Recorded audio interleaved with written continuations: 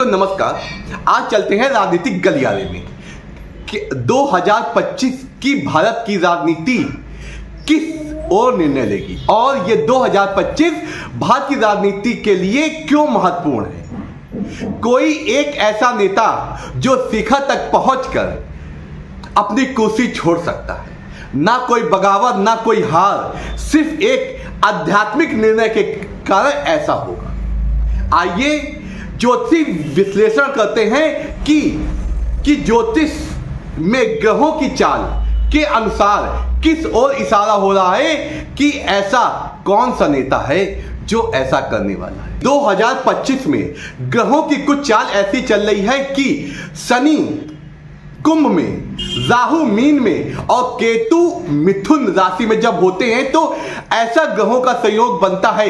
कोई नेता अपनी त्याग और पहचान को छोड़कर, इसकी पहचान त्याग और धर्म से जुड़ी है और वो इसे छोड़कर सत्ता छोड़ सकता है। वो क्या है, आइए उसके बारे में डीप अध्ययन करते हैं कि ग्रहों की चाल किस तरह चल रही है, क्योंकि इस समय इन जो मेन ग्रह होते हैं राजनीति में भी इनका बहुत ज्यादा योगदान होता है। इनकी चाल किस प्रकार करवट ले, जैसा कि हम जानते हैं कि शनि बदलाव के कारण होते हैं और राहु भ्रम की स्थितियां पैदा करते हैं और केतु नीति और धर्म का मार्ग भी हमें बताता। शनि पिछले अप्रैल माह में कुंभ राशि में गोचर कर गए थे। जब ये कुंभ राशि में से गोचर कर गए थे उस समय ऐसी स्थिति आई थी कि सामाजिक स्तर का बदलाव हुआ था और ऐसी कूटनीति चालें हुई थी जिसके कारण व्यक्ति द्रवित हो जाता है और वो कुछ परिवर्तन करने के लिए सोचने लगता है। उसी प्रकार 18 मई को राहु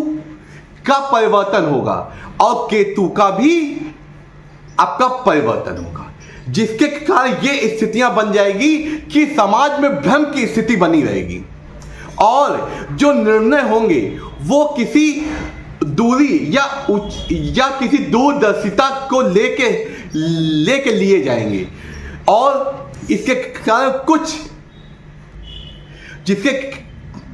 कुछ ऐसी स्थितियां बनेंगी कि सत्ता का मोह भंग होगा कुछ नेताओं में, जिसके कारण वो अपनी जो उनकी पहचान बनी थी, जो उनका त्याग था समाज के प्रति और धर्म के प्रति, वो उसे छोड़ के अपनी सत्ता और उच्च पद को छोड़कर जा सकते हैं।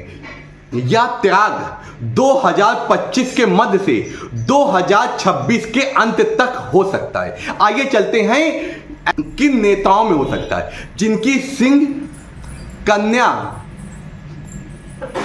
और वृश्चिक राशि है और उसके साथ साथ उनके ऊपर शनि या केतु की दशा या अंतर चल रही है। उसमें से कौन नेता आते हैं, आइए उनका हम नाम बताते हैं, लेकिन आपको कमेंट्स करना है किसकी संभावना हो सकती है, क्योंकि आप ये करेंगे तो आपका भी आत्मविश्वास बढ़ेगा और आपको बहुत ही ज्यादा इंटरेस्ट आएगा। उसमें कौन है, पहले नरेंद्र मोदी जी, दूसरे हैं राहुल गांधी जी और तीसरे हैं अरविंद केजरीवाल जी और चौथे हैं योगी आदित्यनाथ जी। इन चारों की स्थितियां ऐसी बन रही हैं कि कुछ ऐसा परिवर्तन हो सकता है। और ऐसा क्यों हो रहा है, आइए चलते हैं उससे आपको विवरण। पहले बात करते हैं नरेंद्र मोदी जी, जो कि कन्या राशि के अंतर्गत आते हैं और शनि और राहु की चाल उन्हें मानसिक उलझन और आध्यात्मिक चिंतन के लिए मजबूर कर सकती है। इसके कारण वे कोई अपना उत्तराधिकारी घोषित करके ऐसा कर सकते हैं। दूसरी बात आती है जो अरविंद केजरीवाल जी है, इनकी सिंह राशि है और शनि की सीधी दृष्टि इन पे पड़ती है।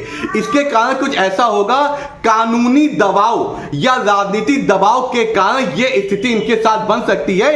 ये राजनीति से विराम लेके कुछ बात करते हैं आदित्य योगीनाथ जी के बारे में। देखिए, उनकी जो आपकी प्रकृति है वो आध्यात्मिक है और वो एकांत प्रिय ज्यादा महसूस करते हैं। वे अच्छे डिसीजन लेने के लिए और आप पश्चातित डिसीजन लेने के लिए माने जाते हैं, लेकिन वे संकल्पित भी हैं और वे अपने एक एम के तहत चलते हैं। तो वे राजनीति जीवन में कुछ ऐसा विशेष निर्णय ले सकते हैं जो 2025 में हो सकता है और भारत की राजनीति में महत्वपूर्ण परिवर्तन राहुल गांधी जी के बने।